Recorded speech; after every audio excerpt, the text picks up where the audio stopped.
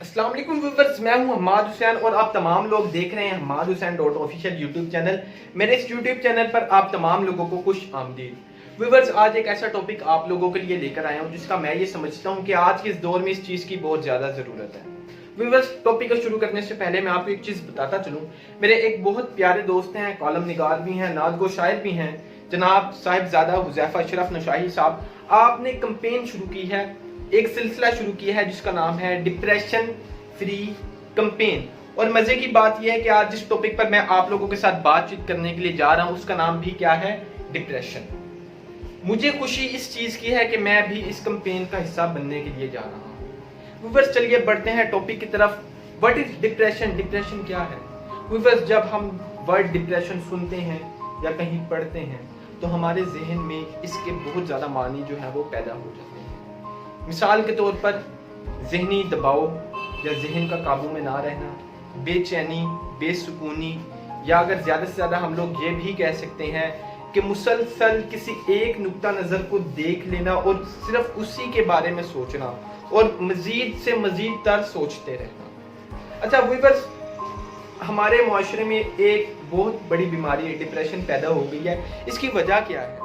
लोग क्यों डिप्रेशन का शिकार होते हैं? एक रिसर्च के मुताबिक सालाना 8 लाख अफराद पूरी दुनिया में डिप्रेशन की वजह से मौत का मजा चखते हैं। इनमें से 20% लोग वो लोग हैं कि जो कुदरती मौत मरते हैं और 80% लोग वो लोग हैं जो कि डिप्रेशन की वजह से सुसाइड अटेम्प्ट करने से मरते हैं। कोई बस ऐसा क्यों है? लोग डिप्रेशन जैसी बीमारी में मुब्तला क्यों हो रहे हैं? इसके असबाब क्या हैं? इसकी वजूहात क्या हैं? इसका सलूशन क्या हो सकता है? ये तमाम बातें आज हम इस वीडियो में जानेंगे। डिप्रेशन दो तरह का हो सकता है, साइकोलॉजिकली डिप्रेशन और फिजिकली डिप्रेशन। इसे हम मेंटली डिप्रेशन भी कह सकते हैं। साइकोलॉजिकली डिप्रेशन में बात करते हैं कि साइकोलॉजिकली डिप्रेशन होता क्या है। एक शख्स बार बार कोशिश करने के बावजूद भी नाकाम रहता है और यही नाकामी उसकी नाउम्मीदी का सबब बनती है। जब वो शख्स नाउम्मीद होकर बैठ जाता है तो वो डिप्रेशन का शिकार हो जाता है। अगर हम कारोबारी मसाइल की तरफ देखें तो ऐसे लोग भी हमने इस माशरे में देखे हैं जो कि कारोबारी मसाइल की वजह से डिप्रेशन का शिकार हो रहे हैं। और अगर हम तालीमी नुक्ता नज़र से देखें तो स्टूडेंट्स वगैरह जो कि डिप्रेशन का शिकार हो रहे हैं, उसकी सबसे बड़ी वजूहात में से एक वजह ये भी है कि वो लोग अपनी यूनिवर्सिटी की फीसेस पे नहीं कर सकते, एकेडमिक एक्सपेंसेस पूरे नहीं कर सकते, कॉलेज के एक्सपेंसेस वो लोग अपने पूरे नहीं कर सकते। फिजिकली अगर हम लोग डिप्रेशन की बात करें तो एक शख्स, हम लोगों ने ऐसा भी माशरे में देखा होगा और आपकी नज़र से भी ये लोग गुजरे होंगे कि जिनके पास वजह कोई नहीं होती, लेकिन अगर उनसे पूछा जाए तो वो कहते हैं कि मैं डिप्रेशन का शिकार हूँ। अगर उनसे कोई वजह दरियाफ्त की जाए तो वो कहते हैं कि वजह कोई भी नहीं है, मतलब कि वजह कोई नहीं होती लेकिन फिर भी वो डिप्रेशन का शिकार होते हैं। तो इस तरह के डिप्रेशन को हम लोग फिजिकली डिप्रेशन भी कह सकते हैं। और जब लोग डिप्रेशन का शिकार होते हैं तो उसकी आखिरी स्टेज क्या होती है कि वो लोग जहनी दबाव का भी शिकार हो जाते हैं, अपने जहन पर काबू नहीं रख पाते, जिसकी वजह से वो सुसाइड अटेम्प्ट करने की कोशिश करते हैं। पाकिस्तान उन टॉप 10 कंट्रीज में शामिल है जहां पर 70 से लेकर 80% लोग डिप्रेशन का शिकार होते हैं। ऐसा क्यों है? पाकिस्तान और पाकिस्तान जैसे जितने भी ममालिक हैं वहां पे 70 से 80% लोग डिप्रेशन का शिकार क्यों हो रहे हैं? उसकी रीजन क्या है? व्यूअर्स, मैं ये समझता हूँ कि उसकी एक बड़ी वजह घरेलू मामलात भी है। ऐसा क्यों है? इसकी एक रीज़न है और वो रीज़न ये है कि जब बच्चा छोटा होता है तो उस पर रिस्ट्रिक्शन लगा दी जाती हैं, लिमिटेशंस लगा दी जाती हैं। उसके बहन भाई, उसके माँ बाप, उसके पेरेंट्स उसको डरा कर रखते हैं।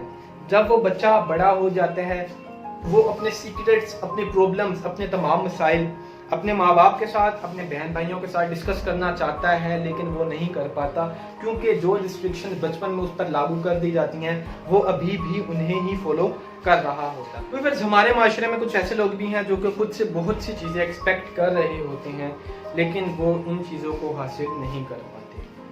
और इसी तरह हमारे माशरे में वो लोग भी हैं जो कि आजमाइशों का सामना नहीं कर पाते, इम्तिहानात में फेल हो जाते हैं। ये तमाम लोग नाकामी को अपने साथ गले लगा लेते हैं और जब नाकामी इनके साथ जुड़ जाती है तो यही लोग नाउम्मीदी को लेकर बैठ जाते हैं और नाउम्मीद इंसान कभी भी कामयाब नहीं हो सकता।